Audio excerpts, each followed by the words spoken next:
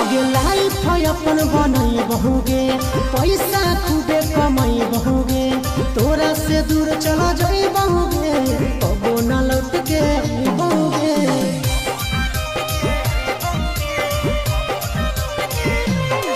अगे लाइफ अपन बनई बहुगे, पैसा खूबे कमाई बहुगे, तोरा से दूर चला जाई बहुगे, कबो न लौट के बहुगे।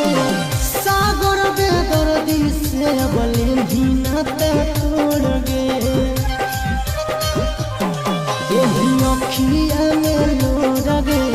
अब नहीं तो तोड़ गे, जहियो छोड़ी कमाए ले लोर गे,